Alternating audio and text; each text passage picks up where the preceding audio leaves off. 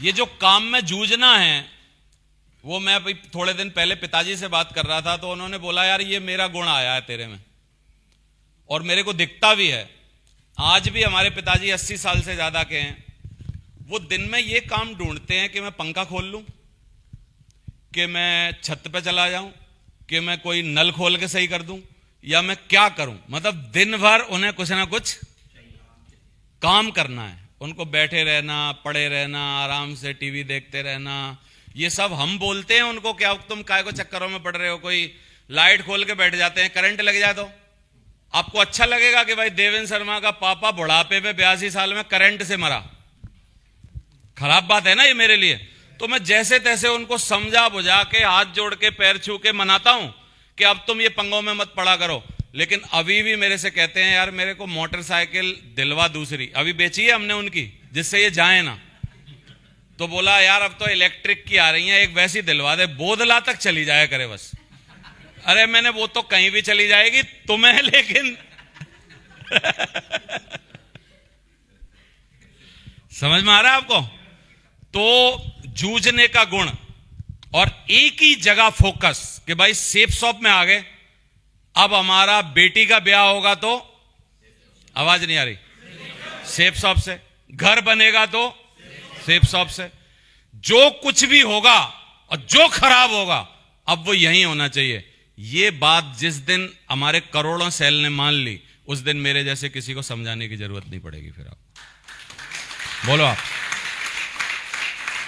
लेकिन अंग्रेजी की एक कहावत है कि यदि आज आप अपने लिए खुद कुछ नहीं करेंगे ऐसा जिससे कि आपके लिए कुछ हो जाए, तो आपको हमेशा दूसरों की गुलामी और मजदूरी करनी पड़ेगी। लेकिन हमको वो पसंद आ रहा है क्योंकि आज का ट्रेंड ही वही है, तरीका ही वही है। हम 20-30 हजार में अपने को बेच दे रहे हैं। 20-30 हजार हमारे लिए बहुत माई बाप हो रहे हैं। 10-20 हजार के लिए हम कुछ भी करने को तैयार हैं।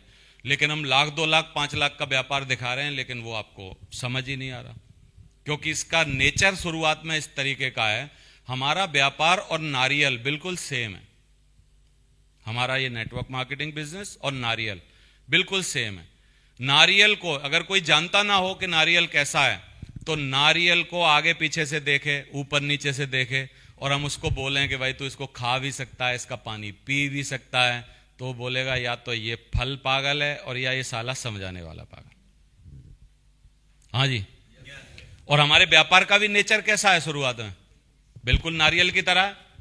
अच्छा, नारियल को अगर कोई अनजान अनाड़ी आदमी जिसको नारियल पता ना हो, अब वो कैसे खाएगा? दुनिया में क्या कैसे खाता है वो चीजें?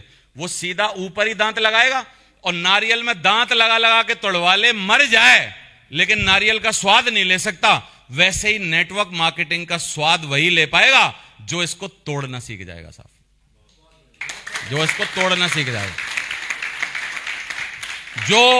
जो इसको पीना सीख जाएगा। और उसके लिए क्या करना पड़ेगा? नारियल को खाने और पीने के लिए ट्रेनिंग की जरूरत है, और नेटवर्क मार्केटिंग के भी फायदे लेने के लिए ट्रेनिंग की जरूरत है। और जो इस ट्रेनिंग को ले लेगा, जो इस शिद्दत से काम करेगा, क्या वो खा पी सकता है कि नहीं इस बिजनेस से?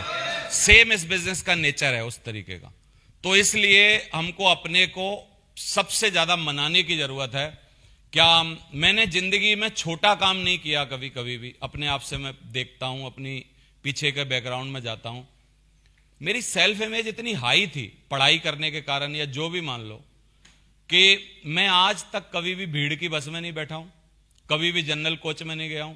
मैंने गुप्ता जी को एक तथ्य बताया, आपको भी बता रहा हूं। अभी हमारे गांव में दावतें होती हैं, और हमारे गांव में इतने ज्यादा लोग खाने आते थे कि दावतों के टाइम मैं देखता था जो लोग बिल्कुल दिमाग से पैदल हैं, जिनको कोई अपनी इज्जत विज्जत का वो नहीं है, तो वो पुरानी पत्तलों पे ही बैठ जाते हैं। खाई हुई पत्तलों पे बैठ गए। अब कोई आएगा थोड़े 15 मिनट बाद पत्तलें साफ करने वाला, फिर नई पत्तल डाल देगा। मैंने गुप्ता जी को बताया कि गुप्ता जी इस बार हम कुंभ में जा रहे थे, तो मैंने कहा एक तथ्य बताता हूं अपनी जिंदगी का जो मेरे को याद आ रहा है। मैं अपने गांव में 10 दावतों में खाना बिना खाए वापस आ गया हूं, लेकिन मेरी सेल्फ इमेज ने कभी झूठी पत्तल पे बैठना अलाउ नहीं किया कि मैं बैठ जाऊं। और घर आके, क्योंकि घर जिस दिन चूल का नौता है तुम्हारे यहां, तो घर खाना बनेगा नहीं। मैंने अपने माँ बाप से ये बोल दिया कि मैं खाया आया, और मैंने जो भी आधी पद्दी रोटी पड़ी थी, जो भी था, छुप छुपा के खा ली। लेकिन मैं आज तक कभी भी उन जैसा नहीं हो पाया जो हमारे वाले थे। समझ में आ रहा है आपको? तो ऐसी सेल्फ इमेज लेके क्या हम उस तरीके का काम कर सकते हैं जो सारे कर रहे हैं? तो मैं कभी जंगल में घुसा नहीं, कभी जो काम मेरे, गिल्ली डंडा मेरे को खेलना नहीं आता, पतंग मेरे को उड़ानी नहीं आती, कंचे मेरे को खेलने नहीं आते, ताश मैंने कभी खेले नहीं, कुछ नहीं किया पढ़ाई के अलावा। सिर्फ एक ही बात है, एक ही जुनून है, एक ही पागलपन है, एक ही दीवानापन है कि जो इस परिवार की इज्जत नहीं है गांव में, और वो सिर्फ एक वजह से है, क्योंकि हम अच्छे कुल में पैदा हुए हैं। भाई ब्राह्मण कुल में पैदा होना मतलब दुनिया भर को आपको इज्जत देनी पड़ेगी, लेकिन ब्राह्मण कुल में भी पैदा होने के बाद साली इज्जत नहीं मिल रही तो वो सिर्फ पैसा की वजह से नहीं मिल रही है। मैंने कहा मैं पैसा अनाप शनाप कमाऊंगा, बस वही काम है। बचपन से एक ही बात, और वो अभी तक घुसी हुई है दिमाग में, अभी तक उसी पे फोकस है। सालों से मेरे घर चलाने के लिए मेरे को जरूरत नहीं है काम करने की, सालों से मैं आराम में आ सकता हूं, सालों से मेरे पास ठीक ठाक पैसे हैं, सालों से सारी व्यवस्थाएं बढ़िया हैं, लेकिन अभी भी मेरे मन में पैसा कमाने की पागलपन जुनून कम नहीं हुआ है। पता नहीं क्यों नहीं हो रहा।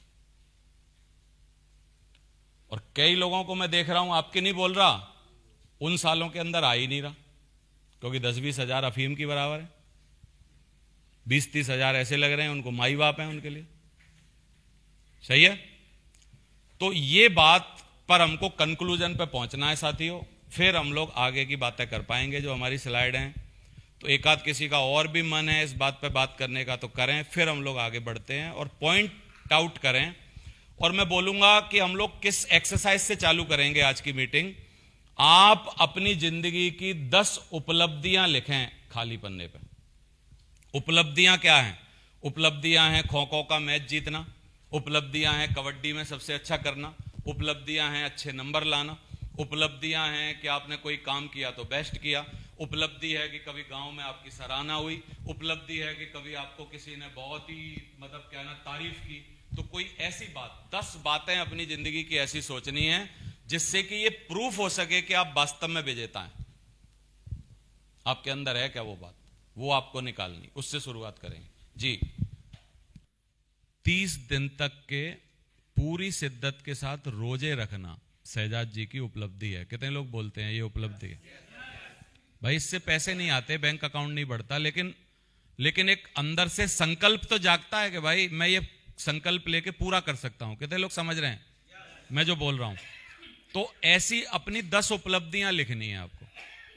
कोई एक किताब आपने 15 दिन में तय की और पढ़ी, उपलब्धि है। आपने कोई अपने लिए समय निश्चित किया, जैसे मैंने अभी अपने लिए समय निश्चित कर रखा है, 6 बजे से पहले मैं किसी भी कीमत पे उठ जाता हूं। आजकल मेरे को बहुत लंबे समय से 1.5-2 साल से 6 बजे के बाद नींद नहीं आ रही है। वो अलग बात है कि रात को पूरी रात ही नहीं सो पाया तो 1 घंटा ज्यादा सो लिया, वो अलग बात है, लेकिन मैं 6 बजे डेली उठ रहा हूं, तो इसको मैं अपनी उपलब्धि मान रहा हूं अभी। लेकिन मैं इसको धीरे धीरे 5 और धीरे धीरे 4 करूंगा। ये मैंने अपने से संकल्प किया हुआ है कि हर बिलेनियर जो है, बड़ा आदमी जो है, बड़ा मल्टी मिलेनियर बिलेनियर जो जिंदगियां बदलता है दूसरे की, वो सब 4 बजे उठते हैं। तो हमें 6 बजे तक सोने का क्या हक है? लेकिन हम उस पर काम कर रहे हैं धीरे धीरे। अभी 6 बजे तक ला पाए हैं अपने आप को, फिर 5 ले जाएंगे और फिर 4 तक पहुंचेंगे, और वो एक उपलब्धि है। तो इसी तरीके की आप अपनी उपलब्धियां लिखें कि कब कब आपने अपनी जिंदगी में एक विजेता होने का एहसास किया है। और जब आप इतनी बार विजेता हो चुके हो इतने सारी मामलों में, तो क्या आप इस तुच्छ से काम में, जिसमें 10-20-50 आदमी को जोड़ के उनमें से 2-4 को सेलेक्ट करके उनको सिखा पढ़ा के तैयार करके और दोनों तरफ उनके पीछे पड़ के उनसे काम करवाना है, ये तुच्छ सा काम है। इस काम में क्यों नहीं आप सफल हो पा रहे हो? इसका मतलब है हमारी कुछ आदतें, कुछ गड़बड़ियां, कुछ तकलीफें, कुछ परेशानियां आड़े आ रही हैं, जिसकी वजह से हमारी जिंदगी में वो काम नहीं हो पा रहा जो हमको करना है। समझ आ रहा है आपको?